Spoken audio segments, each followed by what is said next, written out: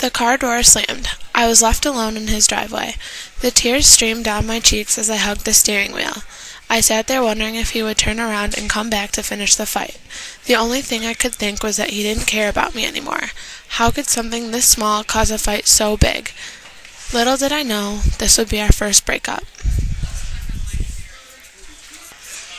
He was very protective, like a wolf. They like to keep what is theirs, theirs. I was his and no one else's. I loved feeling protected. He never let anyone touch or hurt me.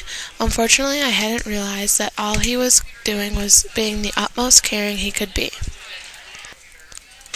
My friend Jesse had gotten a tattoo on his calf of a Bible verse.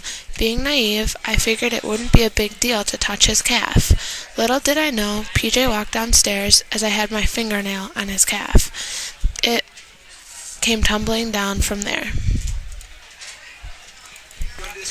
Mood shifted and he immediately wanted to leave the party.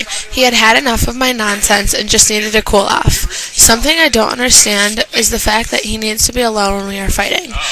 I am the person that must sort things out even before taking another step. I respected the fact that he needed to calm down before he blew up at me and made matters worse, but I couldn't stand the fact that I had apparently done something wrong. We stormed out of the basement, not speaking another word to each other. Finally, I asked what I did wrong to make him this upset. He figured I was being sarcastic and looking to start a fight.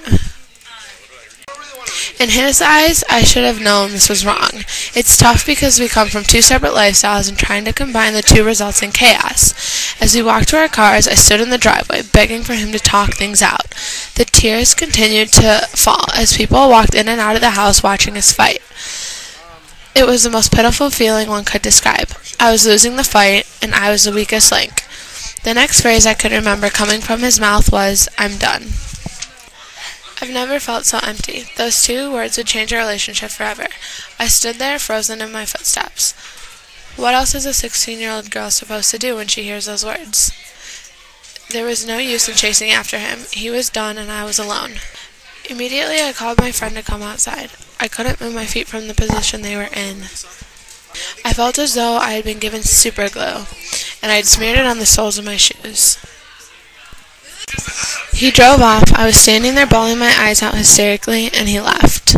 Was I that bad of a person? Were we meant to be in a relationship? I came to the conclusion that I had to completely change who I was in order to please him. After half an hour, he had the decency to call me. Passing his house to go home, I pulled in his driveway one last time.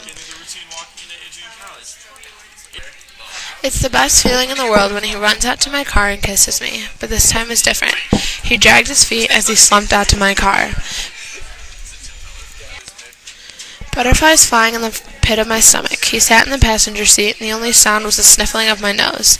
Silence. I was scared that this was the end.